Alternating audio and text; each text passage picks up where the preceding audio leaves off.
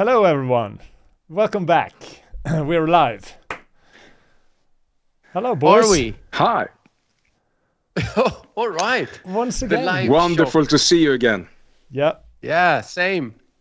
Although I spent the whole weekend with you, Matthias, pulling apart your KTM. I thought they came apart without having to do anything. From what I saw, it was more like you watching him working and, yeah, patting the dog and whatnot. Yeah. So we had a few sessions, and people want us to bring on people to interview. Yeah. Yeah. And who are we having today? What are we having Yes. tonight?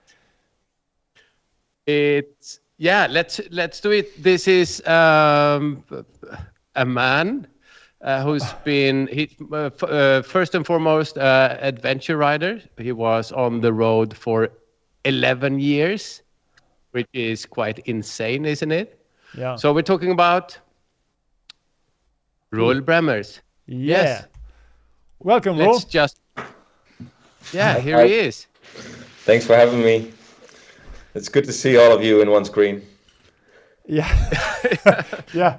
That Can is, you handle the concentration of Nordics in one screen? Yeah. Nah, that was a bad one. Pop. Should we start traditionally? Yeah, just 1 minute momentum. I'm just need to fill up the glass. Always waiting for I that, just man. need my opener for my bottle. Sorry. Today I'm celebrating 2 months of sobriety. And the best way to do that is with Of course, that's just the way it is. yeah. Right. And you just run away again. You see, the funny part is that we had Roll on for quite some time before we went live, and he just plugged in and everything was okay, but he left, just like now. Yeah. Oh, yeah. there he is. I just needed, like, I don't want to disturb the tradition, so Oh, that Yeah. is good. That Right. sounds great, Roel. this is called drinking on the job, right? Yeah. Yeah. Cheers, guys. The Cheers, best. ladies. Skål. Cheers, Roel. Cheers, mates. Welcome. Franciscano from the bottle. Cheers. Oh, Don't tell. that was a. Right. Okay. Okay. So So, Take it away, Thomas. no, just tell us a little bit about who you are, Roll. We of course know you as a good friend and one of the prettiest guys who lives in Spain. But tell us a little bit more about who you are. And we just introduced you and said you have been living or spending 11 years on the road. But tell us a little bit about your background. Okay, yeah, I'm Roel. I am from the Netherlands originally. I do live in Spain now. After 11 years of traveling around the world, I figured out that I needed a bit of sunshine and mountains and stuff around me. That's hard to find in the Netherlands most of the year. So, I went looking around for a good place to live, and that's why I ended up here. With off-road from my doorstep, riding like about an hour from the Pyrenees. It's just absolutely amazing. Let's see, how did it all start? Yeah. Actually, the whole trip started when I bought my bike. My best friend had an old Africa Twin. Were you a bike rider back then? Because we're now back at the start, right? In Holland or Netherlands. I never know what to say. So did you have a license? Were you a bike rider, sort of just commuter, or? When I became 21, that's when you can get your heavy bike license in the Netherlands. So my friend had that Africa Twin, and I was like, okay, I'll get one too, so we can go travel. I always had a bit of, I've always been traveling, I guess, but backpacking more. So I bought an Africa Twin at 21, and the very first thing we did is just ride to Nordkapp. Oh. So that was a 5-week trip through Sweden, Norway, Finland, and back to the Baltics, Poland. Have you seen long way around before and were influenced in any way by that? No, I don't think that came out. No, I was influenced by an American guy that I met very close to North Cup, that had been traveling all around the world. I think he'd seen every country in the world. Oh. He was like a computer whiz kid. He would work 1 year and then travel for 2 years. And he was there on a Ducati street, I think. And so I was 21. This was a bit more, a guy with a bit more life experience, like you guys, you know. It's. But I just need to know one thing. Which year did you go to North Cape? When I was 21, that's 21 years ago. That's 1968. So you were actually to North Cape before me on a motorbike. That is really painful. I go made on, that popular. No, but that was for me. Like I was 21, and this guy was telling me stories about the world and how beautiful and amazing it was, and I was just like, I want that too. And then, yeah, life happened. A lot of things happened, but that he really planted a seed. And I guess at some point I set up a restaurant in the city called Leiden in the Netherlands. It went really well and all was good, but it was not my city. Sorry for those that are from there. And my relationship was just over, and just a little light went on, like, wow, if ever I'm going to travel the world, then now is a great time to do it. I have no obligations, nothing that I'm stuck to. I didn't have a pet or, anything like that. So it's like, all right, I'm going to do it. And basically made the decision to go. And then you start postponing, and you need more money and this and all the insecurities you have. And then at some point I just said, okay, my birthday, I'm going to go. And then still I went a day later because I wasn't done packing yet. But it's, But I mean, you didn't set off to be, I'm going to travel the world for 11 years. What was the sort of first scope that you had in mind when you set off? Yeah, the goal was I always wanted to go to Australia. So even when I was studying, I was looking at, okay, can I study abroad for a year, maybe US or Australia? And Australia always had my attention because of all the wildlife and the remoteness and just a completely different world out there. It's just such a different planet in a way, from a nature perspective. And I still think it's one of the most beautiful countries to ride in, and just most remote countries, which is a beautiful thing. Was that the first country when you planned to go on a larger trip? No, more a world the trip? idea was, okay, I want to go to Australia, so why fly there? No, I'll ride. And that the first country was Germany, and it was actually interesting you asked that, because you go to Germany so many times, and now you go on a world trip. Yeah. And I was packed for battle, basically. I had this massive Zargus box on the back of my bike, which people still make fun of today. But it was packed with food. I could live for weeks off that bike, and I was just going into Germany. But you're just so like, oh, I need to be prepped for everything. And I think I still had some meals from my departure with me in Nepal. So, Okay. But that is an interesting thing as well, because when you talk about travels, I just recently started reading Ted Simon's Jupiter's Travel, I think the book is called. And I think it's back in the 70s, in the late 70s, when he decided to go from England through. And a lot of the beginning of the book is about how he planned the packing and everything, kind of getting everything organized for the big trip. And what you figure out quite early is that a lot of the preparation he did was kind of in vain, because you know that a lot of the preparation are just useless because the adventure becomes part of the trip. So did you experience the same? Well, I didn't. I've always been an overpacker, and yes, I'm one of those.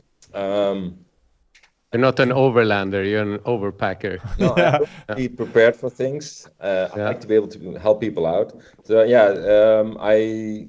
when I left, my best friend, who was much more experienced motorcycle traveler, and rider, and he's still a better rider than me. it's he came over to help me pack and camping gear, all that stuff we went through, and I just wanted to make sure I had everything for all the seasons. And other people just go, oh, I'll just bring that sleeping bag now and I'll buy a new one on the road, and I'll buy a new 1-person tent. No, I had a 3-person tent, so I freaking brought the 3-person tent, you know. And he also went over the tools with me because I brought way too much. He thought, I didn't think so. But yeah, he said, okay, this you don't need, this you don't need. And there was this one, what is it, Key 11, that you don't need on an Africa Twin. And he said, I'll leave that here. It's like, no, it's just such a tiny thing. I'm going to bring it. And then I ended up near Rome. And there was 2 guys in white sports outfits outside of Rome in the mountains with a tandem push bike on the side of the road. And they waved me down. Hey, can you help us? Can you call help? We have a flat tire, but we can't fix it, so we need to be picked up. I said, okay, well, maybe I can help. And so they had a tube with them, but they didn't have the tools. Guess what I needed for that rear tire, a rear wheel. It was number 11. Of course. So I fixed that thing for them, and they turned out to be priests of the Vatican, and they blessed my trip. And I haven't had a flat tire for the first 8 years of my trip. Whether you're religious or not, doesn't matter. That is good. But that is karma. For me, like, okay, I like this being prepared stuff, and I'll drag many kilos more than I should. But it's always helped me out because I could help other people out, and I believe in roadside karma. So if you fix stuff for others, it'll come back to you, and maybe you have to be a bit of a traveler to learn to experience that and believe in it.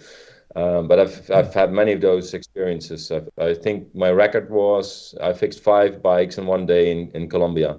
And what came back for it was just amazing. Just you meet people like that, and you get invitations, and it's absolutely amazing. But Germany started there, then Austria, Switzerland, Italy, and as you go, already going into Germany, it changes, right? We have speed limits of 100 kilometers an hour, and in Germany, it's already you can go as fast as you want, basically, in some places. And then in Italy it becomes much more passion, and then Greece all the regulations go out the window, and then you come in Muslim country, and it's inshallah, and it doesn't matter anymore, and all the.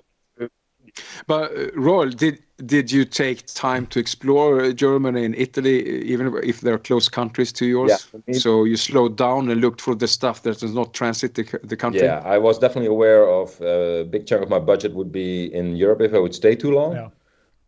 So I did go faster, but on day 2 I realized, what is this? The River Rhine and all these castles next to it. I'd been to Germany many times, but not like that. And it's just so beautiful. I'm like, what am I going to do in Australia? That really just on day 2 was a realization.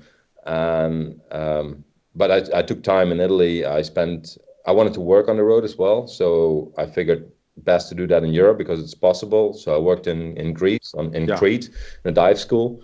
There was no job, but somehow created one. It's that for me was important to see parts of Europe. But then still stay focused on the big trip.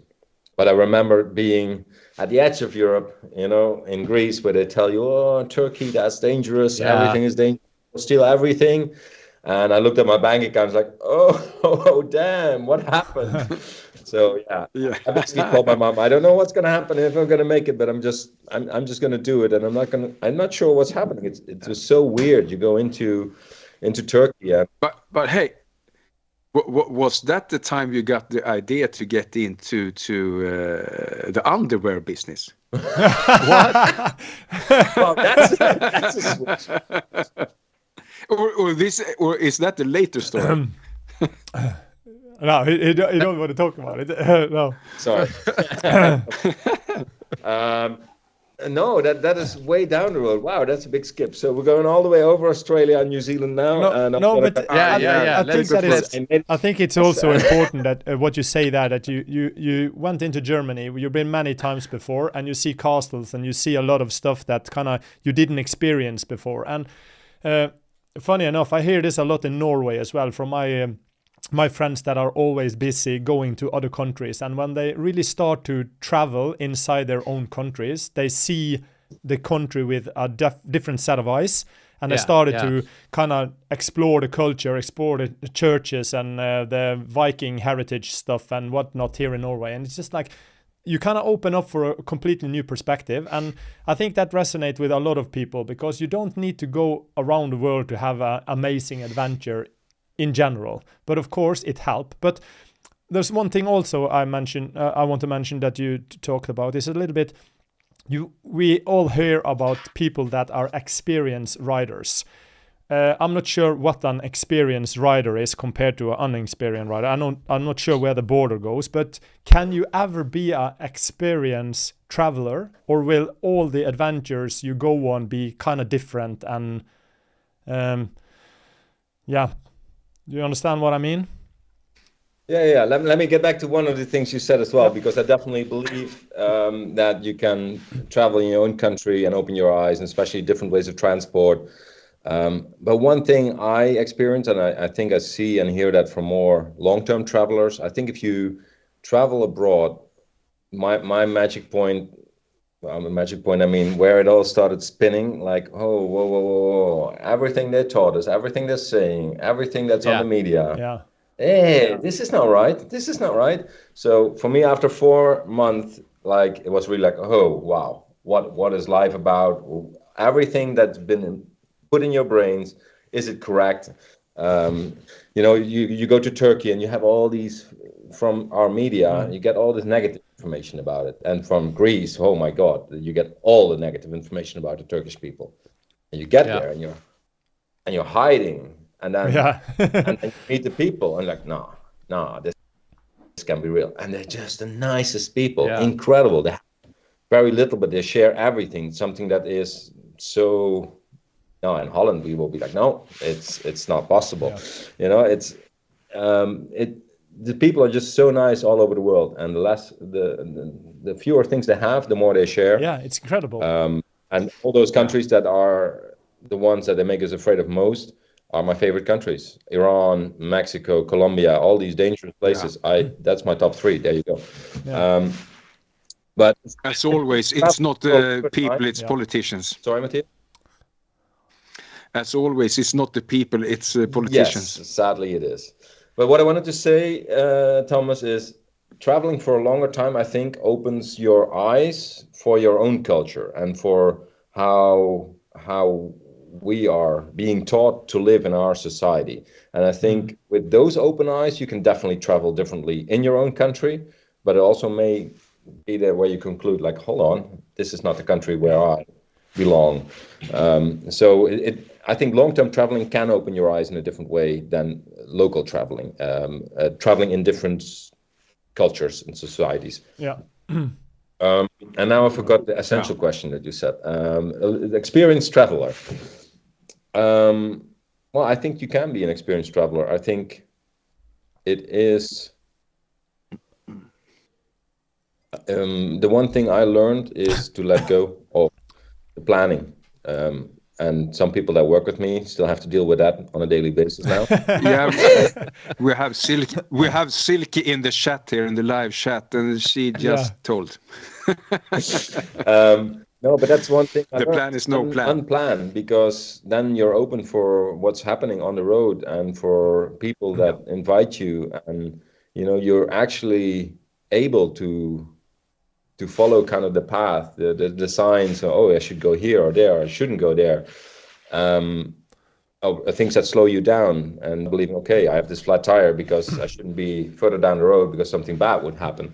No, I'm not so. But that kind of stuff, it makes it easier to deal with a puncture or a broken bike. You're just not meant to be down the road because you're meant to experience something here or meet something.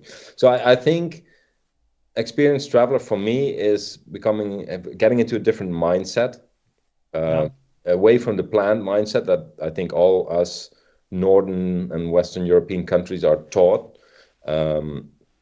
Everything has to be planned. I know people that go traveling with a full spreadsheet on this day we do that and we stay there, and that you cannot experience everything.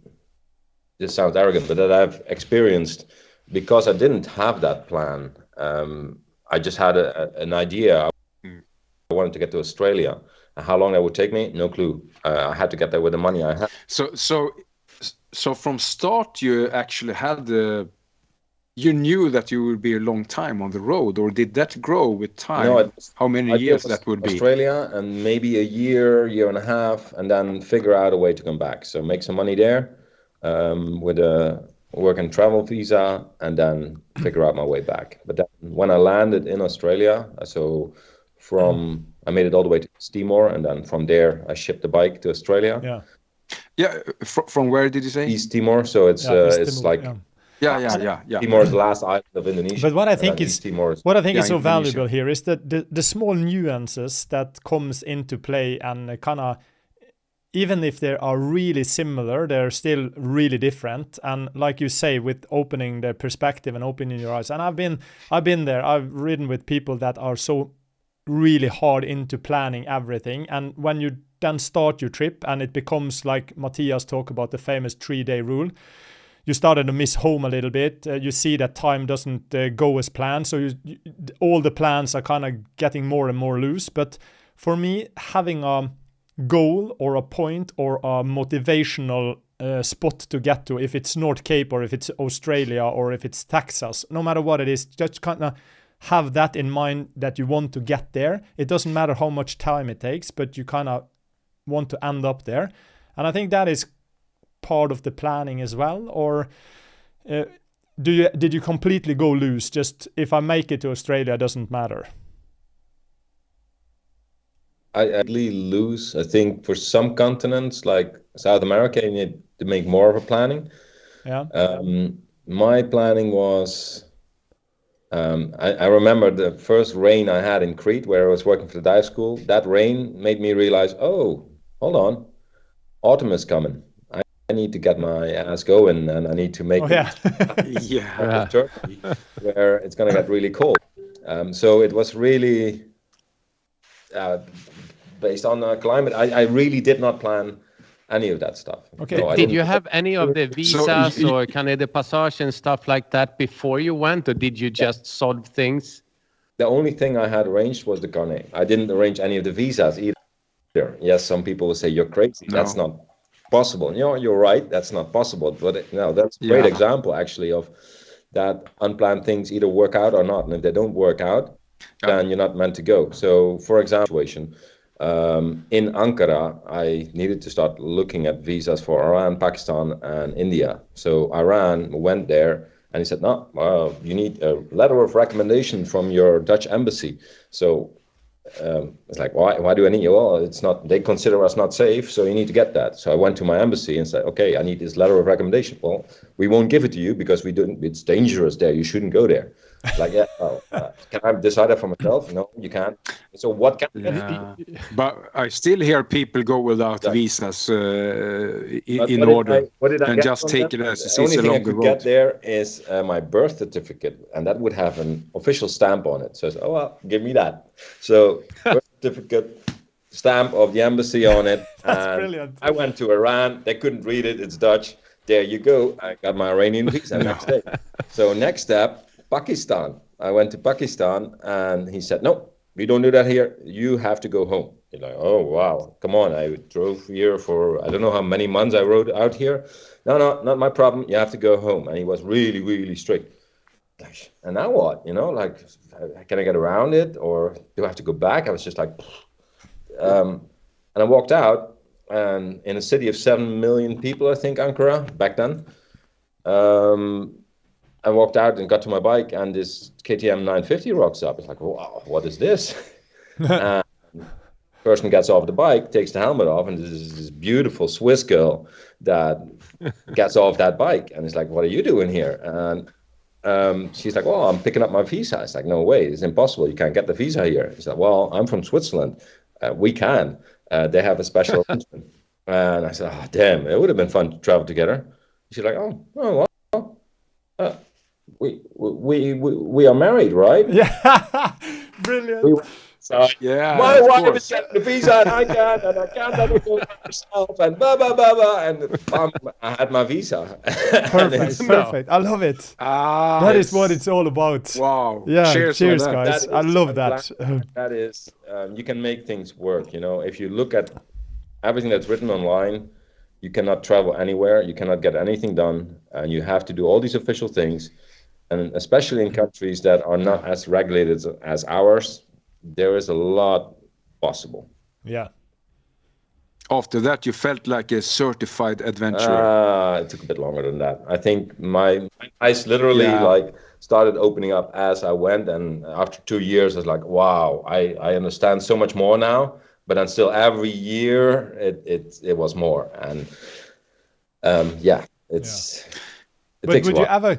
But Eurasia is a large continent. What was the best part of it, and what was the worst Asia? part of it?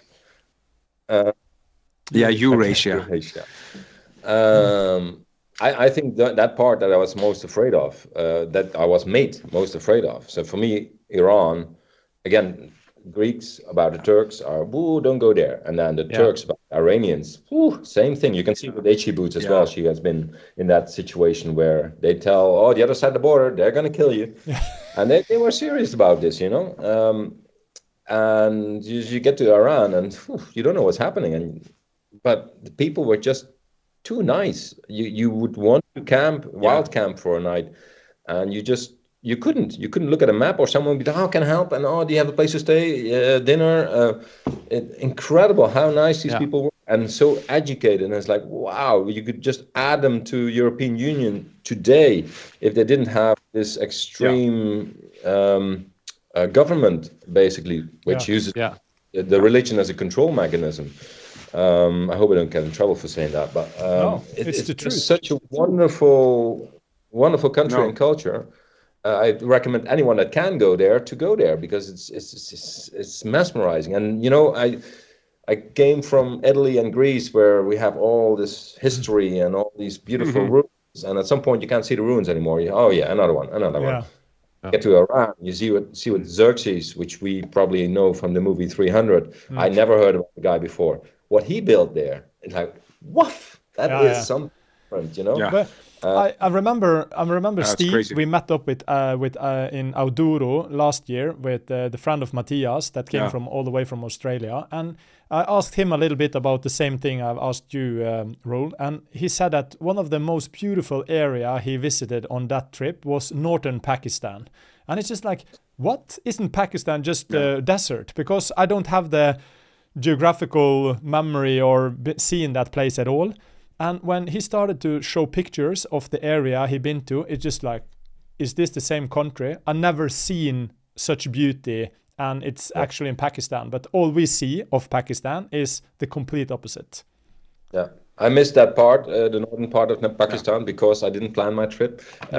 Good to go back though.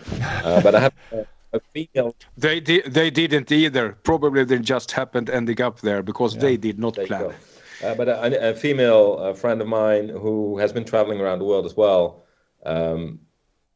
has been to northern Pakistan and actually extended her visa there, I think a few times, to stay with the Taliban. And you know, we just know the Taliban as extremists and they're terrorists. No, it's a religious group, and they've been most welcoming to her and made her feel safe and good.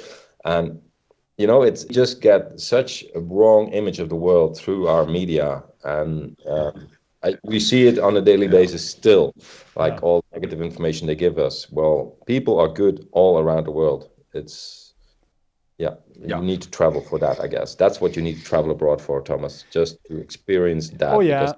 I'm most definitely going to do it. How long did it take you to get down to Indonesia? I guess that was about 7 months.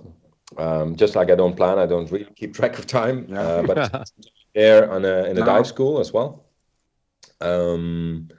So yeah, ran a dive school for some Dutch people there, and let's see, what was that? Yeah, that's where I met Charlie Sinewan as well. I don't know if you guys know.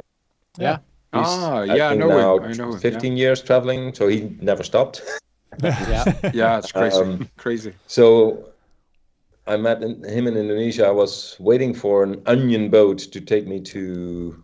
Oh, no, well, that was Malaysia where we met. Yeah, I was waiting for a boat to take us to Indonesia, and the boat didn't rock up, and there's no plan. And okay, so I went to stay in the rainforest. I met the director of national parks of Malaysia, who also rode an Africa Twin, and he stopped me on the road. And so I just stayed in the park with the rangers and with the monkeys and spent my time there relaxing and thinking about stuff, studying ants underneath me. And then I came out of the forest and Charlie was there. And so we traveled for a couple of months together. A month together. Yeah. So Indonesia, I stayed a couple of months as well. And then all the islands, met some more travelers there. And then Timor was interesting because it but it had just been independent for not too long. And when we rode in, I think there was a German woman and an English guy, the three of us. And we rode in and people just dropped everything they were doing and they started applauding and waving and like, what? There's the king behind us or something. Like, but we were some of the first tourists to actually come there again because people have been afraid to go there, and still this is happening because the UN has a training mission there, and they like to keep that comfortable training mission there. It's good fun. It's a wonderful country. Nothing is happening there. People are just being made afraid, and there's so much to offer. They have so many beautiful things that you could see as a tourist, but tourists didn't come yet. You know, the road wasn't maintained from Indonesia because Indonesians didn't like them to be separated. So they just cut off everything, and they were just happy to see us tourists. So I think it took me 14 months before I made the jump to Australia. Oh. For this trip, did you have mechanical problems with your motorbike, anything like that? I didn't know anything about my bike, but I brought the Bible, the Haynes manual. Haynes manual, physical. Of course. So every time Not I online had an at that issue, time. I kind of had an idea of what it could be, and I read the chapter that would be that, and then I slept about it. Then the next morning, somehow I figured out what to do. So I had a few issues with my regulator rectifier, which is a known thing with the old Africa Twin, and other bikes as well. Yeah. So basically, I figured out that the connector was bad, so I had to cut that out and solder the connection. And then also I learned what a regulator rectifier does, and it burns some of the electricity that's there too much that can be put into the battery. Yeah. But then that thing that is behind the cover. There's no air coming there. It can be cooled. So I basically worked out like, okay, I need to drill some holes in this thing. Again, bikes are for storage and not for reselling. Big holes in there so the air could get through. And then there's this little box that, you know, like gets hot, so wants to expand. But there's two screws in it, so it can't expand that way. It has to expand that way, and that's how it breaks because of the heat. So I figured, okay, I'll take one screw out and just put a zip tie on one side, and I never had any issues with it anymore.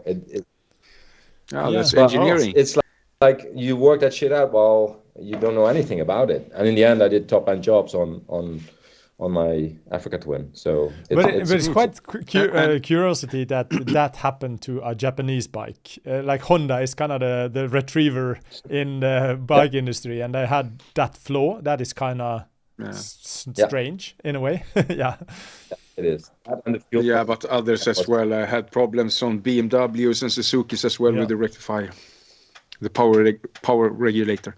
Roel, you talked about overpacking. Did you pack more stuff on the road, or did you get rid of stuff, or were you happy when you end up in Indonesia with all the packing? I was happy that I could help people out. You know how many of the lightweight packers made fun of me bringing an axe, and the next morning they needed my axe to bend back their wheel, the rim, because it had been bent, and their tubeless tires, which they were raving about, didn't seal anymore. I always go tube if I can. So I had stuff. Yes, I had a lot of tools to do everything on my bike as well, and people always needed stuff. And for me, that created the trip. That is the trip. And a kilo, that on the first day I dropped the bike just because I couldn't hold the weight, but you get used to it and you handle it differently. You know, it's yeah, if you go from a CRF 250 to a 1300 GS, you're also going to, oh, this is so heavy. But if you learn to control it, you know, it's not that heavy anymore. But I think that it's an interesting thing you say there about the lightweight thing, because I think also that is something that is created by marketing force in a way, that light is right, and it's kind of becoming a meme, and it's becoming a slogan for everyone. And you need the lightest bike, you need you need this to succeed. It's kind of always the message behind everything. And when you start to travel around and you try to like me, as like you said, I'm an experienced hiker. I've been living in the woods, and I've been grown up with different tools and whatnot. And it's I always tend to take a little bit more than I need, but also try to keep it lightweight. But it is really interesting to see how much we are shaped of a belief that is sold to us in one way or another, instead of just going out there and experience for yourself what the needs are. It's really important for others to tell or be part of a community in a way in that regard. And I think you see that people that has traveled a lot or are really experienced in stuff, they never say thing in black or white. It's always a shade of gray. And I do think that we need more of those voices in the community to kind of flat out the peaks, the polarization in the market, because I feel it's a little bit there now in the adventure community as well. We see a lot of influencers. But Thomas, you need to remember that at that time, the marketing was that you need a big boxer with totally overpacked. That's a good point. Yeah. You know, a mammoth or mothership to bike. That was what was marketed at that time. So you could wonder why they are marketing lightweight bikes today for adventure riding. Someone has learned something. But I think that the marketing is a problem. And sorry, yes, I am with Mosko. So I'm part of the problem now in a way. No, but I think people need to realize that you don't need much to go and travel. I think one of my Swiss friends that traveled as well, I rode with him in 4 continents, I think, and we always met up somehow. But he said, if I ever have to do this again, I'll just leave with one piece of one underwear and socks, and the rest I will get on the road if I really need it. To stay light. He was one of those light guys. But yeah, the one thing I did is, if I needed to change something, replace my tent, then it would go lighter. Still 2-person, because I want some luxury. So this is my house on the road. I don't want to crawl into a coffin every night, rain or shine. So, but replacing it for better, lightweight, good gear, yes, that's what I did. But please, what I'm trying to say is, don't let it stop you from going. Better overpack a massive sleeping bag, synthetic, because you can't afford down, but go, than not going. And I've seen those experiences as well. You know, after like 5 years on the road, I thought, well, I'm a bit of a traveler now. And then you meet this guy from Argentina who had a dream to ride to Alaska, and he had a 250, and he had everything tied with rope to the back of the bike. He didn't have a rack, he didn't have a luggage, nothing. And he went to the US, and he got further up north, got colder, and people gave him a ski jacket to stay warm, you know, and everything tied up, rope and garbage bags. But he did it, and that is the true adventure, and that is a life-changing experience. All the comfort and luxury is wonderful. It makes you last longer, but don't let it stop you from going, because if you have this dream, just do it, because it's something they can't take away from you. There's 11 years, no one can take it away from me. My last minute in my life, wonderful. So when you went from Australia, you had to go. How for how long time did you stay in Australia? 3.5 years. So I didn't. 3.5 years. When I landed, I was like, oh shit! I realized my dream. Let's adjust that. Let's do the whole world. So but that basically happened on the runway of Darwin Airport, because that wasn't right to realize a dream. So if you dream big, because if you realize it, it's not fun. But you didn't.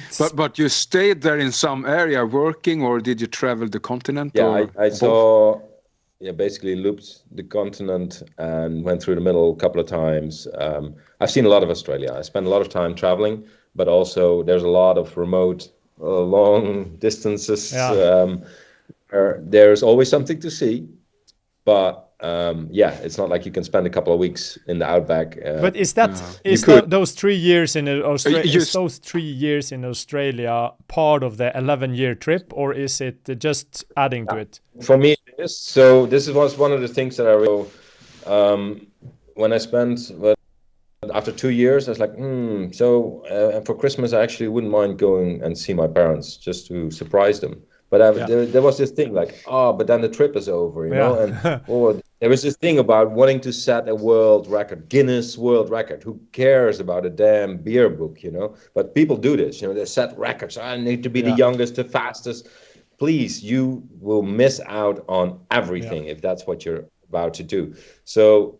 And I realized, you know what, this is not about Guinness, or not that I was actually planning on doing that, because I wasn't keeping track, but this is about me and my trip, and I want to see my parents. I realized how important family is, also through the Muslim countries. So I went back and surprised them at Christmas. And then some people will say, oh, that's not part of a trip, then you only spent 2 years and then you went back. But for me, the whole thing of working in Australia as well, I've experienced things in Australia that a lot of people never ever experience, working for a pearl farm, working for wineries in Holland. Now we have some wineries, working for dive schools, like top dive sites in the world. It's been all part of who I am today, and all part of this trip, and getting to know small parts of Australia really well, really having time for the back roads, and going to very remote places. Getting to know Aboriginals and all that. Yeah, that is all those things. Just travel through. I have 6 months for Australia. You might be traveling non-stop, but you're not really traveling. The real traveling is when you work. So different working culture as well. Aussies in a different way than in Holland, and that's where you really get to know people and how a country works, and you get to see stuff. Because of local recommendations that you would have never seen if you drive through there, even if you spend a year in Australia. No way you get the details that I get after 3.5 years. So I completely understand and agree. So your adventure ride got into adventure life, probably a lot earlier, but definitely there then. But I also think that traveling on a bike sort of, in a contrast to, flying, staying at nice hotels, going out to watch the points of interest, and now you've seen that country. But traveling in a sort of really, as a poor guy, you ride on your bike, you're dirty, you meet so many more people, and I think the encounters and the people you meet make so not only to meet them, and that's nice and you're invited, but that traveling on a bike that way opens up for so many more personal meetings. And you're just vulnerable as a biker, and there's no cage around you, so they come and talk to you. What I found, actually, if you travel with a female, you get even more invitations, because you're a couple, and it's more trustworthy. And sorry, Thomas, to say this, I shaved my own head all the time while traveling, and I noticed if I would let my hair grow, people, especially older people, responded differently to me. I got many more invitations, but maybe it was my aggressive look. I don't know. You have just this sweet face. You look so cute with that hair. It's just like you're the mother-in-law dream. It's just like, look at that, the wave in there. It's just like, Yeah. Thank you, Thomas. No problem. Thank you. I always you called had him the the same- Disney prince. So yeah. Yeah. Yeah. No, but one of the things that also broke the ice, that big metal Zargas case on the back of my bike. If you want to see what I'm talking about, the website is, I think, is still live. My Ticket to Ride on the homepage. So that was my access website, basically, that she started. And you can see the crazy box. And halfway through the trip, or earlier, that box was more and more empty. But there was a big world map on it with the route on it, and these people kept walking over to that box and looking at the route, and then you strike a conversation and you got an invitation again. So that thing made the trip, so I refused to take it off. Yeah. Even though it's a big metal box in the back, but it just made the trip, and it also gave me a thing to lock up stuff, and anyway, that's why I had the big box. And you still had the same bike at that time as well? It's at the moment sitting at Mosko HQ in the US. Don't tell the US government that it's still there. Not gonna say a word. Does that bike has a I should have name? thought about that. No, I just need to do another top-end job. There's 360,000 kilometers on the bike now. What, 360? Wow. Only. That's cool. Holy shit. Yeah, that's a little bit. Yeah. Does the bike have a name? Scarface. But That's cool. I'll never That's- understand that. You know, I was thinking about Roel as that Disney prince coming on that white horse of a bike, but okay, Scarface. But what is Scarface. the thing about people having to name their bikes or their property? And it's kind of I've never been that guy, but I'm quite curious to hear why you choose to I call never it. did, but so he got the name in Nepal. I was riding with a Norwegian guy, actually, Tommy Elvis Torresdal. What? A Norwegian guy. I met him. He found my motorcycle in some alleyway in India. I don't know in which city anymore. I think it was Varanasi. Yeah. And he left a note on my bike. Hey, you want to travel together? Well, we got in touch. Back then, it was not with Instagram and easy messaging still. WhatsApp. I think it was an email. And then we met at the Nepali border and we rode together. He was a much better rider, very lightweight guy. But I crashed on the second day in Nepal, and I could have gone down like a few hundred meters on the right side of the road, but I ended up in a meter deep ditch on the other side of the road. But it was scary. It could have gone really wrong. Some mud on the road. Ollies stopped and they pulled the bike out, but that's where I used my last meal that I was still carrying from back home just to celebrate life, basically, because I didn't down the 300-meter deep drop off. But yeah, the bike slid on next to his headlight on the edge of the ditch, basically. Yeah. That's how he got his name Scarface. But you know that Tommy, Thomas, Raimond, and a couple of Ronny is a couple of Norwegian names that are pretty common for criminals and people that are a little bit on the loose. But do you were you ever scared if a guy put a note on your bike, hey, do you want to ride together? Were you ever a little bit scared or thought this could be something else or a different invitation? You're a cute boy, of course. Like 20 years with that look. Oh, he's much better looking than me, trust me. I mean, his middle name is Elvis. Damn. Oh, yeah, that is cool. Yeah. No, that's a common name in is it Norway. okay? Not Elvis, no. Yeah, it's a lot of Elvis not over Elvis, there. but Yeah, Elvis everywhere. No, that's the thing. You start on a trip like that, and you think you're going to be on your own all the time, and you want to be on your own sometimes. But if you don't want to be there, you think you're one of the only ones going to travel around the world. And back in the days of Ted Simon, I mean, I love that guy. I've met him at many events where I was presenting as well, and he's just such a nice guy, so inspiring. But he was probably one of the only ones traveling back then. In these times, I met 2 Americans that were going to Australia via Russia on day 4.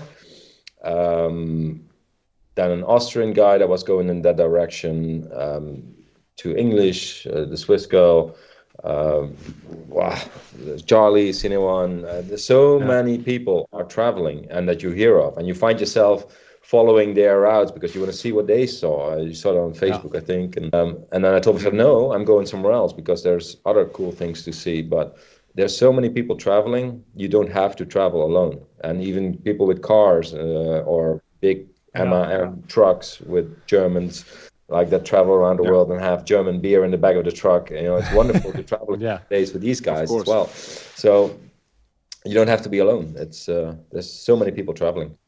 That's cool. That's true. But I think that is a good point as well, because you think you are alone, but not everybody shares on YouTube or Instagram. Of course, that would change a little bit today, but I do think that there are probably thousands that travel around the world at every single day, every single thing. And I kind of, every time I see a new person that has been traveling a lot on YouTube or Instagram or whatnot, it's kind of really inspiring to see when people do their own things, not only, like you say, follow a different route or somebody else's route, but trying to explore for themselves. Today, I read an article about a girl in Norway who has just left in a sailboat and going around the coast, and it's just like, it's really inspiring and amazing to see that people still go for those kind of adventure, even if the media want to scare us away from it. Yeah, I think that's a great example, the sailboat girl. We had one in Holland as well. I think she was 14 or something, and wow, she went to travel around the world in a boat. Like, she loved it, and all of Holland had the Netherlands had an opinion about it. Everyone thought the parents, of course, bad parents, and she couldn't get out of school, and she would get behind the learning. You learn so much more, and that the words of a professor that I met in Greece, I will remember that. He said, you will learn so much more in a year of travel and 4 years at university. And this was a uni professor that said that. I didn't know that back then yet, but yes, he was right. You learn so much about it. And this girl, 14-year-old, learned so much about the real world, and Dutch people had an opinion about it, and media as well. Just please go travel. It's the best thing you can do. But I think that is a really good point. Just I don't want to cut you off, Matthias, but my father went on a boat when he was 15 years old. He had to have a note from home that it was allowed to go on the boat, and he was spending the next 9 months going around the world on a container ship or what. I'm not sure what kind of boat it was on, but he spent most of his life in the early age around in America, in India, and all the oceans between. And the thing he learned, the story and everything he brought back home, you cannot learn that on university. And even though if you learn something remotely close to what he learned, it is just a narrative that our institution wants to tell you. You're not experiencing for yourself the true value of getting out there, meeting people, learning the dangers and the fruits of what nature and people have to offer. And I think it's so valuable. And I think society today has come to a point where we slowly probably try to see the shift, that we are going more into a looser or more, how to say, back to nature environment, that people are probably seeing that the institution and the things we have strived and so much for the last 10 years are not giving us any value, if that makes sense to you all. Give and take. I say like Yellowbeard, if it's one thing I've learned in life, and that's learning things never taught me nothing. So that's... Wow, going deep now. Yeah, that's a good one. Indeed. I love this. I have some stories about it as well, but I don't take it here. I'm a little bit curious, Roel. When you left Australia, you went to South America then? No, US. So I met an American girl. US first. Yeah, I met an American girl in Australia when I was working for a dive school. And she jumped on the back of the bike and we did Australia. Dangerous places, those dive schools. Yeah, really. No, it's a nice story actually. I remember sitting on a beach. I just camped there on East Australia coast, and I sat there making my coffee, just white sand beach, blue water, wonderful. And three whales came into the bay I was sitting at, and they just started breaching. And I sat there by myself, and I actually realized, wow, I'm actually pretty lonely, and this whole thing, in a way, didn't happen because I cannot tell anyone, hey, remember that day that those three whales came out, And so I was really like, wow, I would really like to travel with someone. And then I started working for the dive school. I actually rocked up there, and people that were there said, oh, a dive master left yesterday, so maybe there's a job for you. It's one of the top 10 dive sites in the world, Yongala, Iraq. It's incredible. And I got a job there, and she came diving there, and then things happened, and we had been together for 7 years, traveling together around the world, and then figuring out life after that. Yeah, okay. So that will become a totally different adventure. Yeah, she even still fitted in between me and the big box and all this stuff. It was great. Oh, okay. We did that with two, but basically, we had a bad experience in Australia as well, where there was some Aussies that were just on drugs and drunk and in the middle of nowhere and just wanted to have some Aussie fun, just beat me up, basically. One trying to beat me up, and I'm not. Normally, I'm Thomas's size, a bit taller, and I can normally persuade people from, hey, okay, take it easy. These guys just went for it. And it was scary. They threatened to rape her, stuff like that. And it's like, wow, it was for her really scary. And for me, it was just like weird, like, wow, what's going on here? How can I not stop these guys from, switching back to normal? I want to get them back to normal. But it was really scary. Went back to that place with the police next day. And they had to basically say, hey, guys, if we're not back in 2 hours, then come look for us, because we were so far away from everything. Anyway, she there decided, if they would have beaten you up, I couldn't ride your bike. I don't have a license. I want my own license, and I want my own bike. And basically, that's why we went back to the US, so she could get a license, which is very cheap in the US. And we got her Transalp, basically same bike as the Africa Twin, and then traveled all the US together, Canada, Alaska, and then went down to South America. Yeah. But flying to the US with the bike was also interesting, because it was, of course, if you look it up on internet, it'll cost you $3,000 to $5,000 easily. Yeah. As a traveler, you learn that you basically tell the universe what you want, and it will happen at some point. Yeah. So where did you ship it? Where did you ship the bike? Did you look for where it was cheapest or best for your travel to ship the bike to US? You're doing your research and what is the normal route for everyone. I wasn't as experienced yet back then, because now I learned that you need to look at the old lines. Like if you want to go South America from Europe, everyone does the same thing, and they ship to Argentina because that's known, or Montevideo in Chile. Yeah. But no one looks at Suriname, which is an old Dutch colony. I hope I say it correctly. Mm-hmm.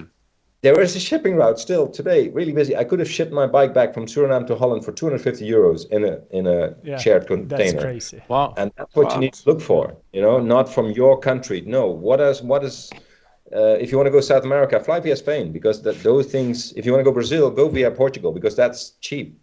Don't fly from Stockholm. Yeah. No. But was it in America you met Pete, or was that later after the trip?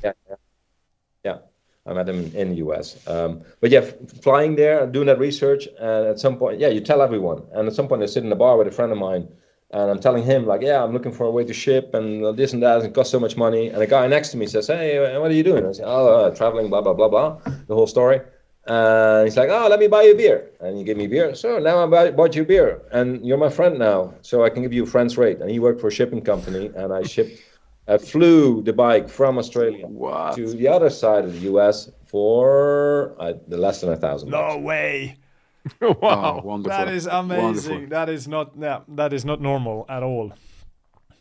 It was amazing. But Yeah.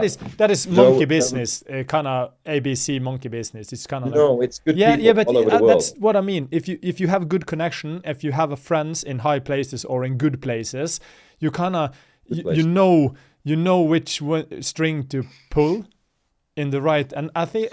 But this was pure incidental. It was really No, yeah, well, the universe. It's not incidental figuring it out. because you are at the place. You are a traveler. You look like you do, and you wear the clothing. You kind of open yourself up for those kind of experience. Yeah. And you But should yeah, in the US, go to a lot of bars. That's a tip. Yeah. But the fact that this is what you take away from that is amazing. Yeah. Yes. Yeah. Yeah, that's where it happens. Cheers on that That one. is just, yeah, good one. Go to bars. You meet people. Yeah, important.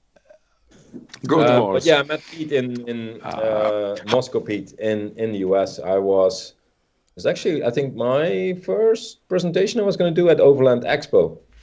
They invited me to talk about. I think it was about packing as well. On a big bike, small bike. That was it. And I ended up at the parking lot. Was there, and Pete and Andrew rocked up at the parking lot at the same time, and with the very first prototypes in hand. And that was the first time that I considered switching to soft luggage. I was using the Hapco Becker Gobi cases. And I never considered soft luggage because it was all too weak and too, flimsy, not made for world travel. And then these guys rocked up with that stuff. And yeah, we had a connection right there. And then I think, what did I do? I did some meetings then, because I suggested that, and then we met at one of those again, and I actually screwed some of their bags on my crash bars. Yes, I was a very happy traveler. And just to test them and see how strong they were. And after that, I rode with the bags in the back as well, and then I mentioned to them, hey guys, I'm getting more questions from Europe about Moscow, and they want to see the gear, and you should do some shows there. And I said, well, we'd love to, but we don't have time for it. We're too busy in the US. There's only, I think there were just 4 of them then. Do you want to do it? And it's like, oh, I can do just the big shows in the beginning of the year, 3 months hard work, and then go travel again. How do you feel that worked out for you? Went really, really well. Yeah, the traveling. Yeah, I'm still traveling a lot, but in a completely different way. Yeah. No, the light went on. And, at some point, so Azure, my ex and I, we broke up because it was wonderful, like that experience of traveling together and experiencing all these things and all these continents and cultures was really awesome. Was that still in US, or were you riding the South America? After South America, we basically realized this whole traveling on a shoestring on a really low budget is very hard. So we wanted to make some more money as well, because sometimes you travel through wine regions where we both learned to make wine in Australia for high-end wineries. Call us wine snobs if you want, but good wine costs money. And then if you're traveling through a wonderful wine region and you cannot afford that wonderful bottle that you want to try, it just it became tiring, and it also put some stress on the relationship as well. And then we tried to figure it out, like, okay, how are we going to make money and still travel? And we stayed with our parents, and which is wonderful that it was possible, but probably also not a good thing for your relationship. Tip. So is that when you came into underwear business? No, that was during. You are so interested in that, in my motor ski story. The motor ski story started at the International Motorcycle Show in Orlando, where we were presenting about our trip, and some guy said, "Oh, you should definitely meet this guy called Sean, and he has this special motorcycle underwear and these motor skivvies, and you need them for your trip." I was like, I don't need anything for my trip, but all right, we'll talk to him. Like, we were just getting into this whole sponsorship thing, not because we wanted to be sponsored like everyone nowadays, but just because I needed to replace my gear. I ended up at Climb with my old jacket, which I dragged behind my bike because it fell off the back, but it was hooked in.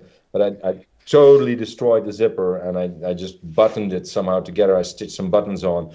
That jacket looked awful, and was at Climb, and they just felt sorry for me and just replaced the jacket with a show model. and the new marketing manager rocked up, and he was from Australia. We had this connection right away, and just all of a sudden I walk around in all this Climb gear, and it's been amazing. So we started working a little bit, because also my ex needed new gear because she's a new rider, and so we started working that stuff a little bit. And so we started talking to Sean about the motor skivvies, and he gave us a set, both, so the lady skivvies and the men's skivvies. And I'll admit, they ended up in the bottom of my box in the beginning, and because it's not part of what you put on, and walking around it, maybe it's a bit hot, you just didn't know even. And then we got to South America, and we really had to gun it for Ushuaia. We could see the snow level on the mountains go lower. Yeah, we really had to make the deadline. We wanted to go outside of the tourist season because we didn't like the tourists, but we had to ride a lot, and my ass was hurting, a monkey butt. And so that's when they came out, and I put them on, and ever since those days that we killed so many miles, I always ride with these skivvies because it just makes the moisture go away and avoids monkey butt. I never thought you for a lingerie model, Roel. No, I've never actually. You that didn't? brand. That was Sean Thomas from To Ride the World. He was the model for. Okay. I was really hoping to search the internet now to see you kind of. I'll try to lose some weight. I might then. No, but it's interesting to see how many people actually use that underwear.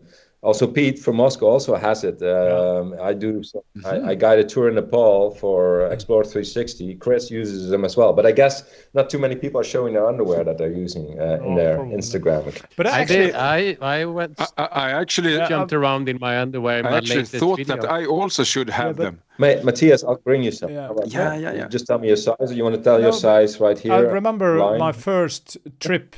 You know, I opened up a box at home with this underwear logo and everything, and I was like, wow, this looks cool. And But when I was a first European traveler back in 2013, that was my first true trip going through Europe and European Alps and northern part of Italy, and and I was there with a bunch of friends, and I was riding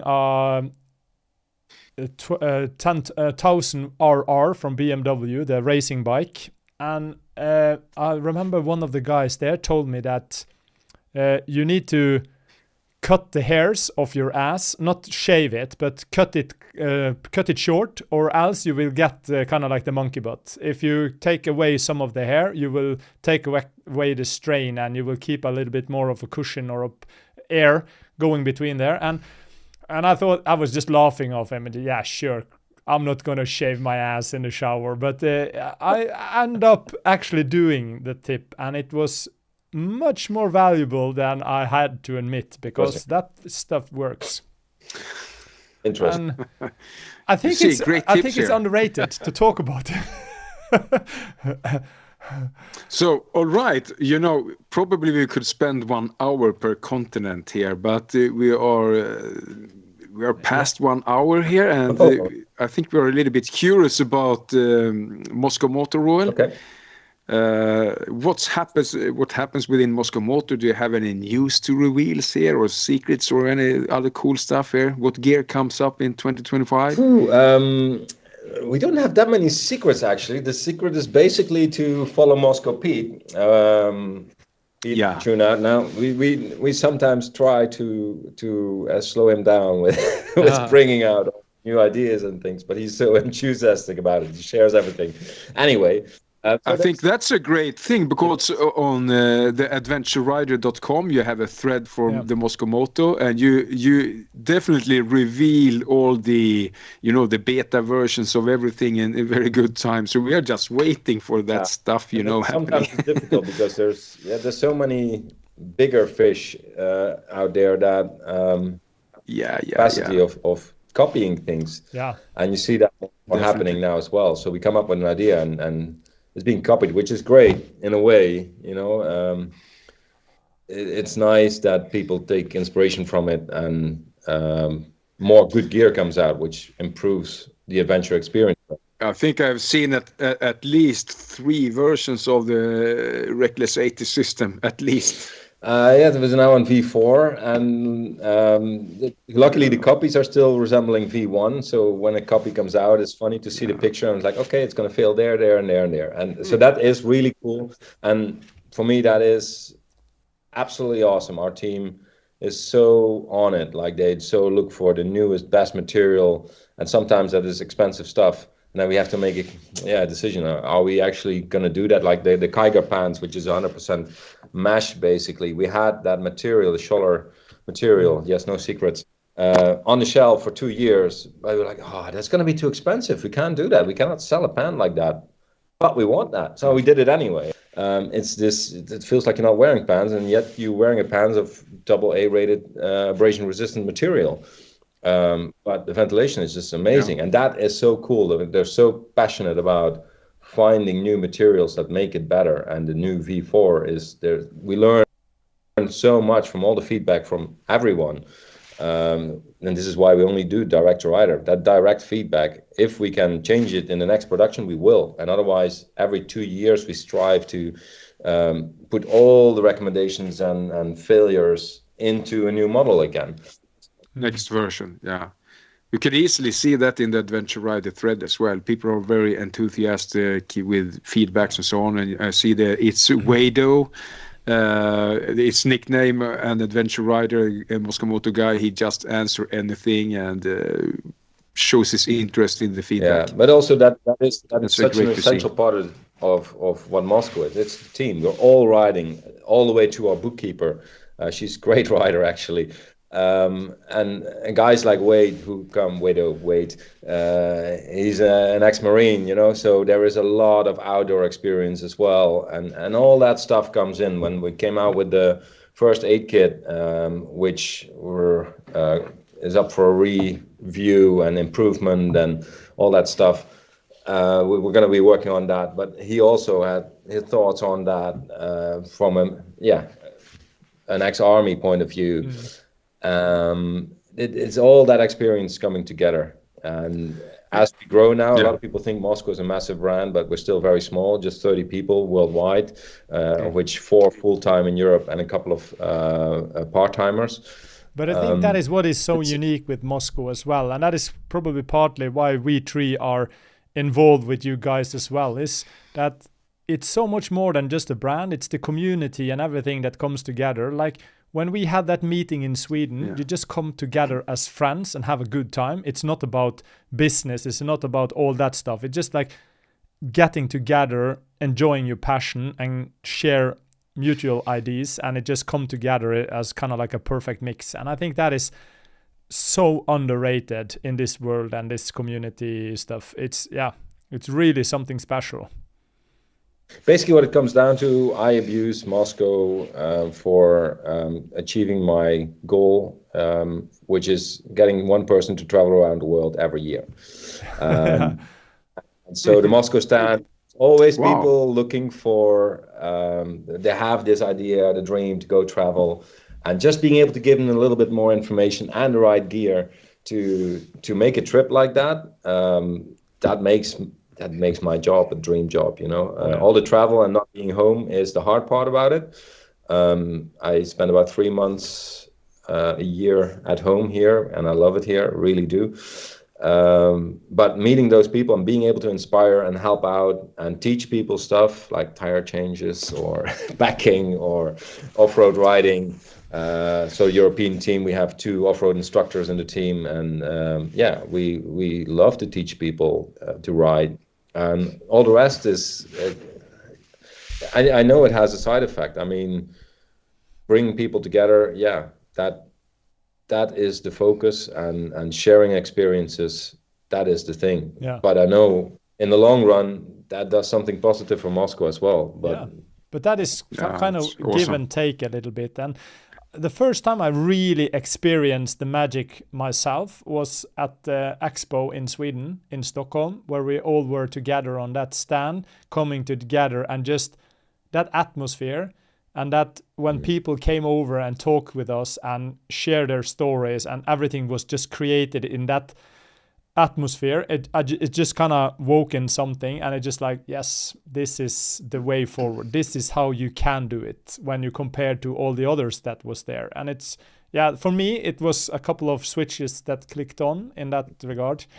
When it comes to, you can make business good, but when you build a community around business as well, I think that is priceless. It is, yeah. Yeah, that's it. You know, for me, it's the same thing. Seeing you at our stand a couple of times, just helping out, or just jumping in, or just hanging out, and people coming over to actually thank you for the inspiration you give them through your channel, and actually all of you guys. But that's it. I think none of us has we don't have to sell something, and actually, honestly, and yes, if Peter's looking. If I ask people what they need, and if they need something that we don't have, I'll send them to the competition that does have that. Yeah. Right? I my competitors, and this is what I tell my team in Europe. You're an advisor. You're a fellow motorcyclist, and if you need to be the best advisor, because you ride with this stuff. You ride with Mosko Gear, but you also know the others. And if they need something, you set them in the right direction, because selling them something that is not exactly what they need is definitely not helping us. Yeah. And from a motorcyclist to a motorcyclist, or adventure rider to adventure rider, I don't want to see that. Sorry, but that's not it. If we don't have the right jacket, if this person does 80% commuting and we don't have the right material for it, then send them to the one that has the right material for it.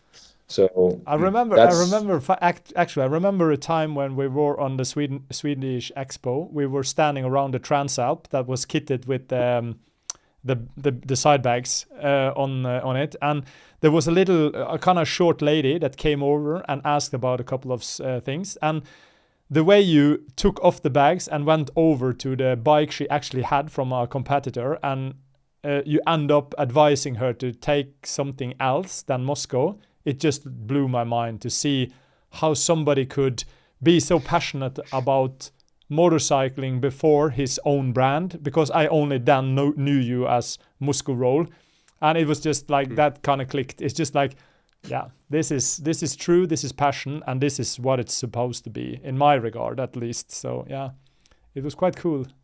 This was all said by Andrew, our lead designer and co-founder.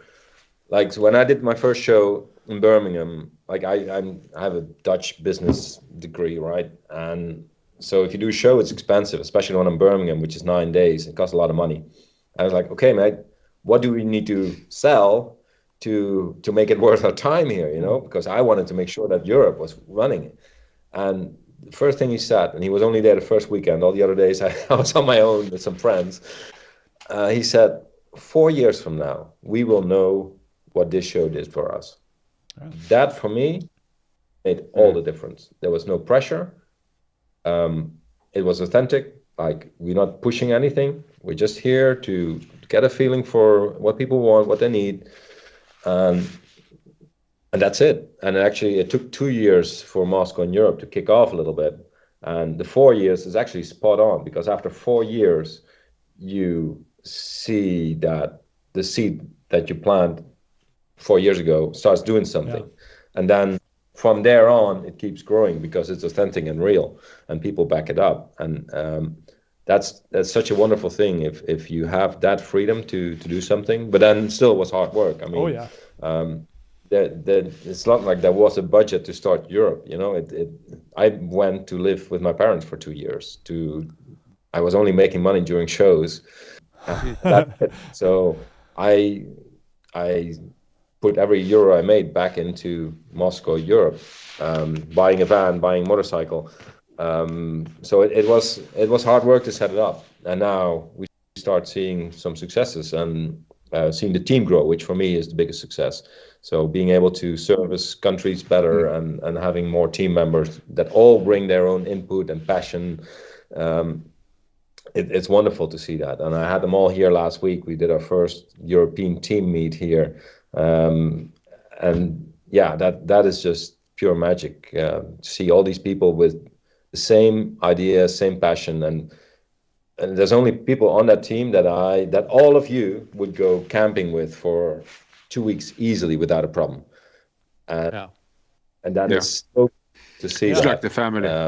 It's the community part about it. It's absolutely brilliant, and I think Well, we're talking about the Mosko Gear. We have seen a lot of rather heavy-duty soft luggage for the years, and lately we have seen some lighter soft luggage coming up here, starting with that small trail pack, and is that the direction that we will see? We will see more. Stop fishing, Matthias, but we will see more of that. So we're going to come out with a 60-liter version of that. That will take a few more months, but it's coming. What we're trying to do there's a lot of people that want to go light, we know that. We just want it to be tough gear, hard travel, so really bomb-proof, really for that traveler that drops his bike a couple of times and should just be able to keep going with waterproof bags. But there's more and more people that really are focused on the light stuff, and they want that, and we can't supply them. So we started working on that again with new materials. The new trail panniers, the Alpine panniers, are really, really extremely light, and then that's the first version of that. And now there will be the Reckless 60 in that same material. Which I'm very excited to ride with and try. It makes a difference, but then still, if you ask me, there you go. I'll be honest again. If I ride with the Alpines, which are very similar to a lot of the competing bags, but me as a traveler, I want my liquids on the outside separate, my fuel, my water. So for me, it doesn't work for me. But I'm not the standard, right? Like there's so many people out there that want to go light on the TED, and with every kilo is something. But it's great with choices. So it's really great with choices. I could easily see what you mean as well, with the more rugged and more structured, organized type of packing that you have on the R80, for example. But that's a bit lighter. But with that also not as improved as the Reckless 80 in its with the ballistic nylon on the outside. It's there for a reason, and it just depends on your travel style, but you need to take that into account as well. I think you need to do it because the market. I saw some marketing analytics about the because I'm in the adventure business myself, making videos, but the adventure business in its whole are supposed to triple its marketing in the next 5 years. So in a 5-year timeline, we will see at least a third doubling of what we see today. And it's a huge market. There's a lot of people getting into it because they're starting to open their eyes. They start to see all the benefits of it. And for me, from a business perspective, it would only be stupid not to jump on it. But as long as it's not compromising the values and everything else. But so just... And that's the thing for us, right? So we need to keep an eye out. From okay, is this the direction we want to go? Yeah. Do you want to start competing with these guys, or do we want to actually, keep doing our thing, maybe differently, maybe try something, see if it works, see that if that is something that we actually will use as well. And this is the cool thing about Mosko. We keep sort of behaving as a startup, but with that also making sure we keep renewing. Like there's companies that copy our stuff and they will make that copy for the next 15 years. Why? Because it's their business model to do that. They can't not do it otherwise because they have the dealers and the importers and they all want a slice of the pie. So we don't have that, and that means we can keep investing in improving the experience. What materials can we use to make it better for everyone? And that's when we get into keep leading as well. And that's the cool thing that after now Mosko's just over 10 years old. That's amazing. And that leading, we see where the orders are going. We see that GV orders directly from us to GV Design Center and other brands as well. Yeah. So we saw that. Of course. It was so fun. What we did, we put the actual design PDF with it in the box, and we gave him a T-shirt as well. That is brilliant. Cool. That's awesome. But we're still small enough to pick up on things, Yeah. and we still see it, and it's cool to see my team as well pick up on those. Like, hey, they ordered again.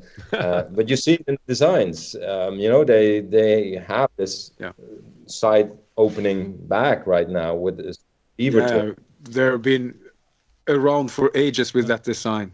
But when we get into like garment and clothing, you have done a little bit of the opposite, because you have from the start have the philosophy to have the layering system, for example, and to have gear that you could use off bike and so on very easily. I think all of us know that. At least me use I see Robert use his ectotherm, for example. You too, Roel. I use also use my typical jacket from Mosko for my everyday use, actually.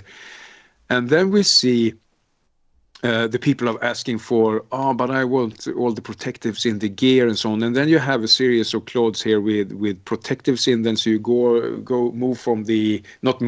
but you include also all-in-one gear, so to speak, in the other end of, instead of layering system. Yeah. Not really, but you get it. So, and this is what I just said. Our apparel lineup, although it's definitely getting very grown up now and getting much better every time, and newer features and newer materials, lighter. It was still a startup within the company, and so we were also still looking at what are we going to do. The beginning was very clear. Like, you cannot get into the adventure scene, and the adventure scene being the bigger adventure jackets and pants, the heavy stuff. You can't get in there and start competing with the competitors because you just another one doing it. So we had to own something, and we have to own something that we actually own, because looking at Robert now, that green Ectotherm jacket, I love that. Why? Also, it's green, and where do I like my bike is just a ways to get into the forest. Like, really, that's it. I want to go out in the forest, in nature, away from people and busy traffic and all that. So why would I use like fluorescent yellow colors and all that stuff there? I want green. And that layering system, I know from my time in the army as well, works great. So there's still a lot of designs out there. I'm like, how can you still do it that way? But, if you don't use it in this way, then you will not know that. But it's very easy, actually, if you think it like the human has been an outdoorsy person in all its being, so to speak. And if you look back, we have been done the layering system. If you do sports today, trail hiking, mountain hiking, you're layering. So why not on the motorbike, so to speak? It's natural. So we've been developing it, and there's been more and more questions. Again, we just work off the feedback of our riders, and people wanted a jacket that could do it all. So armor in there, because if you have to put all these layers on to go to work in the morning, you're not going to put them on, and you just put that outer shell on, and so you don't have protection in it. And I find myself going to the supermarket like that. And where do the accidents happen? Within 5 minutes from your home. So I'm very happy that we put that Rheon protection in there. Very light and flexible stuff, very vented. Big difference with a lot of others. And I like that I can use the jacket for multiple things now. But it's also us looking for, okay, where is our position? And then we came out with a boundary for more road touring, adventure touring, which, let's be realistic, 80% of adventure riders will never really hit any dirt. So that's why that came out. But now we're already like, okay, do we want to go for that, or do we want to stick to what we really know and what we do, which is off-roading and getting out in the middle of nowhere? And okay, you want no news and secrets, that's what we're sticking to. So we're going back to more that off-roady stuff. Yeah.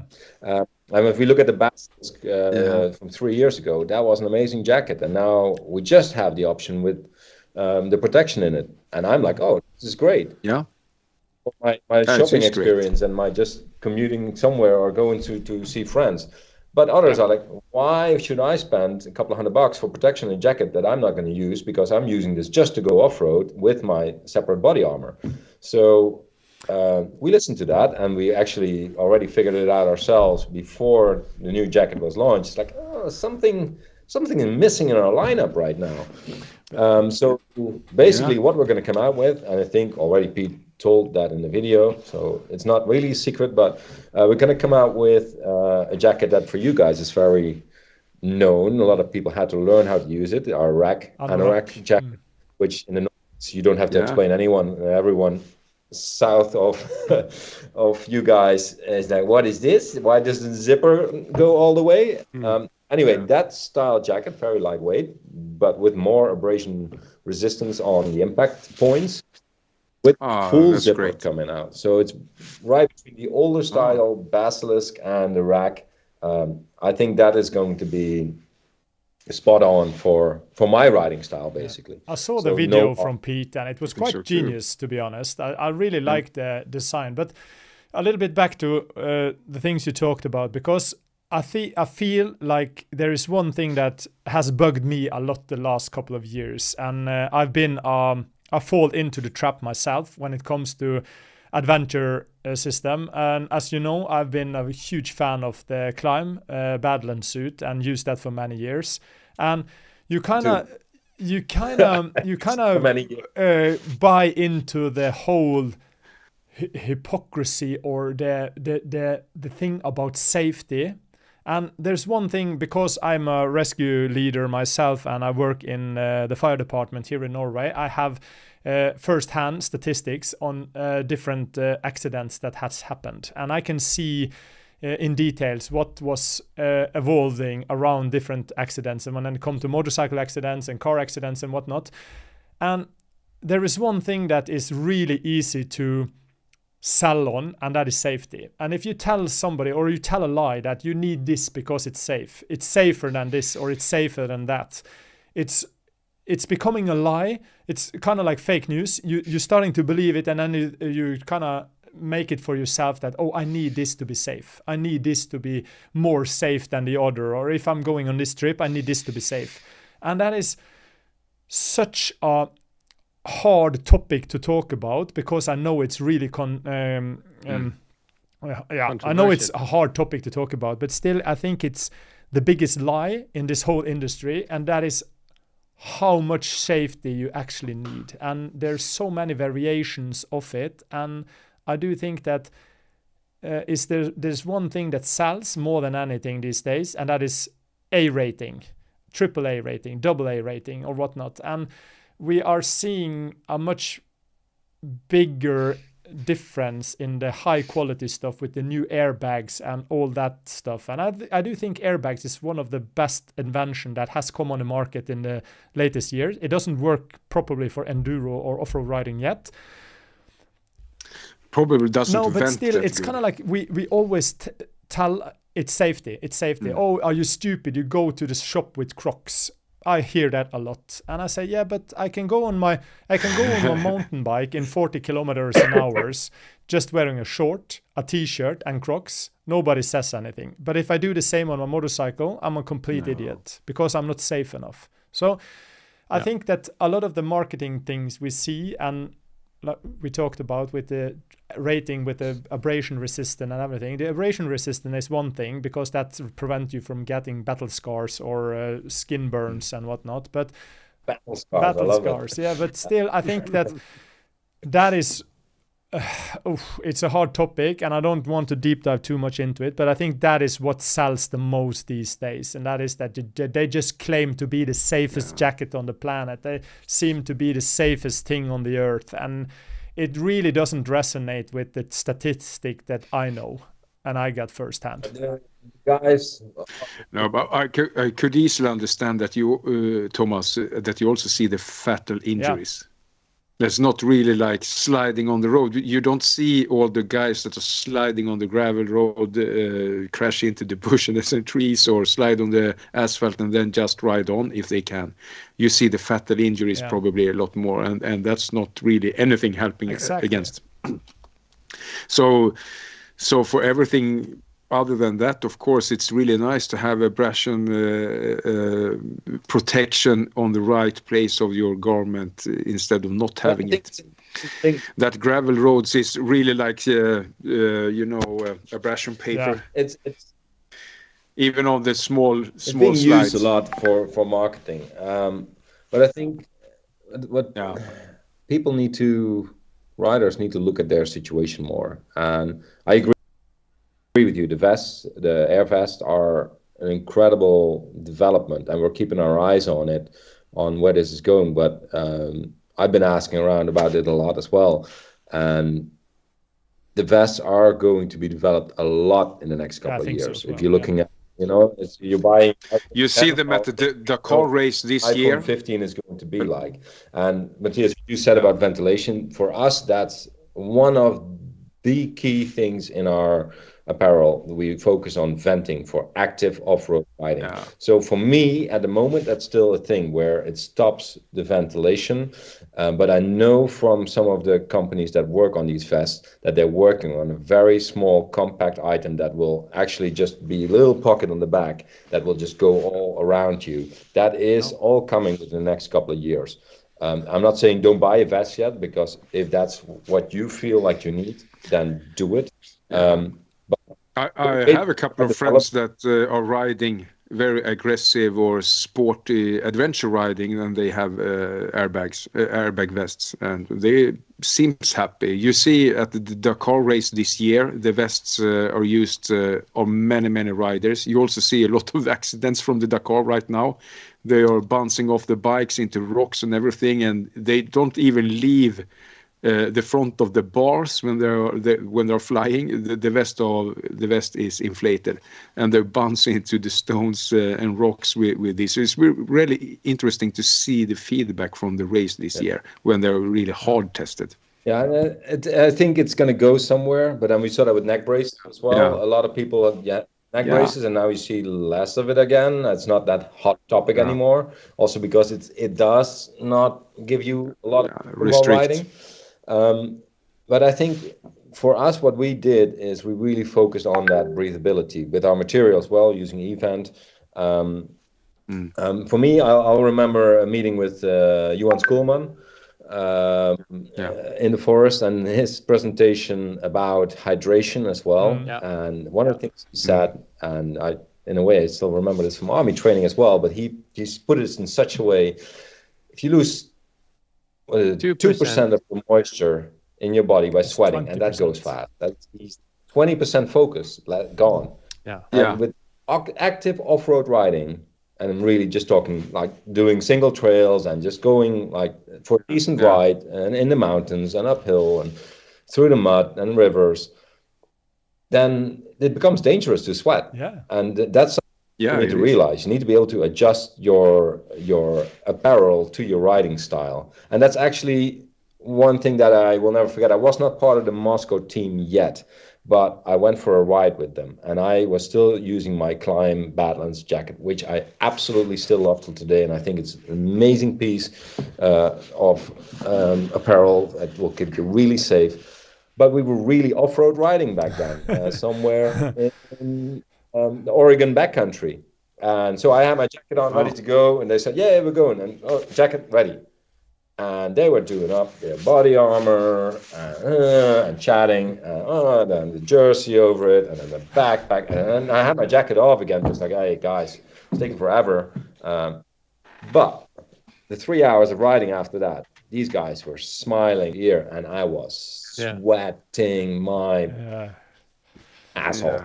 And that is important. You need to realize what is the sport you're doing, and you need to dress up for it, because it can become very dangerous if you sweat all the time and you're not able to rehydrate against that. Then you pick the wrong lines and you crash more. And I saw it. I crashed more, and I see it now as an off-road instructor as well. People forget to drink because they're so focused on learning and training and doing their things. And then by 11 o'clock in the morning, they start dropping left and right because they haven't been hydrating and have been sweating, and they're losing their focus. And it's such an important part, and no brand focuses on that. And I think we don't even educate enough on that. But there's never a focus on any of these brands. Like, okay, make sure that you get well vented and hydrate. A good. Now, just one point towards that. Do not alibi sip on that yet. No, but I just have one point against that, because this is something that is really important in my line of duty, and I can't stress enough how focused we are on this. But still, before I ride with a backpack, I ride around with a water bottle in my luggage system, and I ride around for days on out, and I always struggle a little bit. Never use it. But I always struggled a little bit with headaches. Every night when I came to camp, I had a little bit of headache. I had a little bit of aching, and I was a little bit stressed out and whatnot. And I kind of never put it into details. But when I started to talk with friends, and I started to see how little I actually drank, and how much, even if I just rode normal touring riding, adventure touring, I still use a lot of calories. I still didn't eat enough. I still didn't drink enough. And it was not before I got sport watch from Garmin that time, when I started to see how much energy I consumed a whole day on the bike, kind of just standing or sitting up. I was just shocked how much fluid you actually need to drink, and I can't imagine how much you need to drink if you're going proper off-road. So I think that is a topic that is really, really under communicated in this thing, and it's a little bit. I remember Robert the other day sent me a video about the Dunning-Kruger effect. What if you're stupid? If you're online bashing the forums and bashing online about how I got all the right answers and I know everything, but what if you are actually stupid and you don't know it yourself? And sometimes I find myself in that position where I'm actually, damn, I know about this. This is part of my education, but I still don't put it into practice in everything I do, just the work, because I think that is important. Yeah.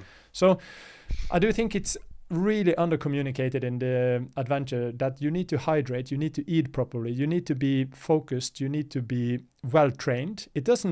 A lot of the adventure riders over 40, sorry Robert and Matthias, but they are overweight, they are huge stomach, they are long beard, they have open screen helmets, and they're not probably fit to do a lot of the things they probably want to do. And I think that is also a topic that is under-communicated in this world of adventure riding as well. Everybody wants to be Paul Terrace. I think we have a topic for a later episode. Yeah, but it's true. How to get fit for ADV. I just want to say that I'm reading a lot in the live chat here, and thank you everyone for the wonderful and fun comments. You have fun in that live chat. But one guy here is wondering if the question is, it would be nice to have an actual shop to check out the gear. This ordering online thing does not work properly for clothes.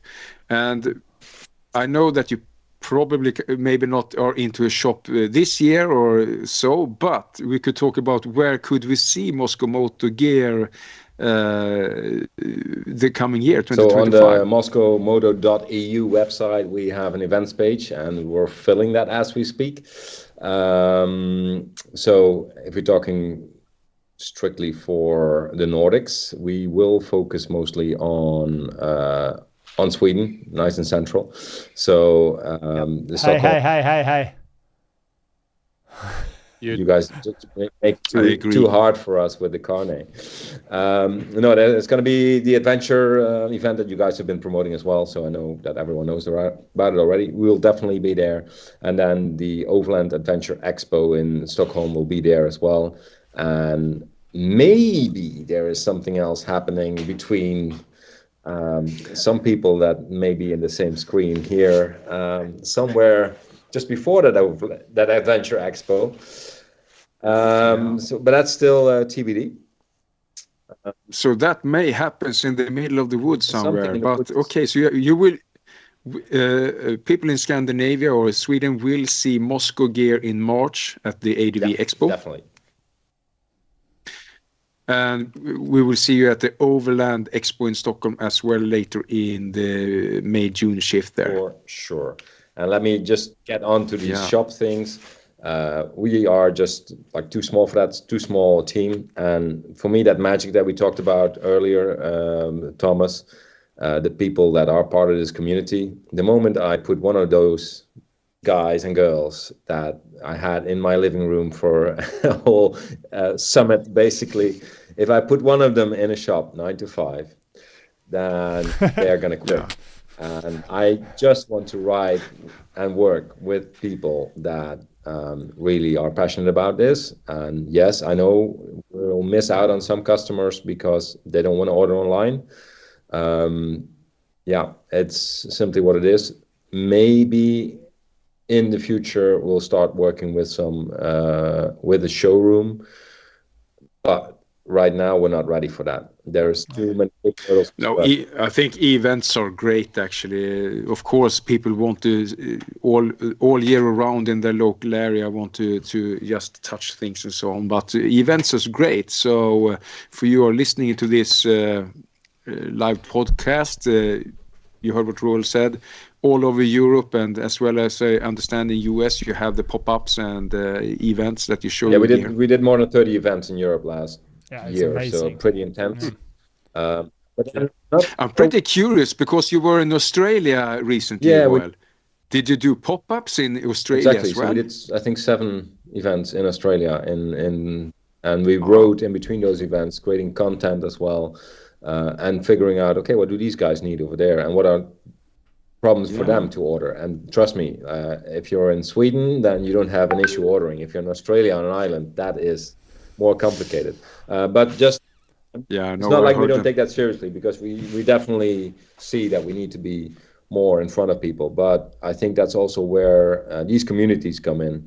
There's so many adventure communities. Like if you're part of a Facebook group or whatever groups, I think especially in the Nordics, Facebook is still a big thing. So ask in your group, hey guys, does anyone have this jacket or this gear? It's actually a wonderful way to get to know people in your riding community, to go check it out. I know a lot of people that are more than happy to show their gear to you, or even ride somewhere and meet up with you for a coffee. So it's actually a wonderful way to, one, check out the gear, but also meet fellow riders. Yeah, I did that on...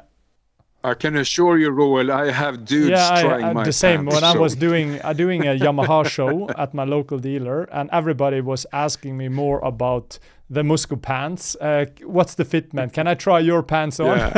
Than I did on my bike. So yeah, I think that most of us are willing to do that. But of course, it can only do so much because we all live in different parts of the world. But on that bombshell, we are going way past over the time that we normally go. And I think this has been an absolutely blast. I have so many more questions to roll, but that is more personal things that probably is good for your audience. And we will meet up soon, and I'm really looking forward to that. I mean, I just want to the family is thank back Roel together, and all the people who have seen this episode for taking the time, and thank you so much for telling more about you and who you are, Roel. And it's been absolutely I really enjoyed having this talk with you.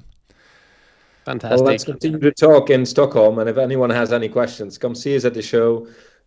Maybe we should do a live one right there, and just answer questions right there from everyone that's there. Yeah, that's a good point. I'm happy to keep talking. We're gonna continue talking after the show, but for you guys, thank you so much for following us. We talk again really soon. See you. If you have any questions, leave them in the comments below. Bye.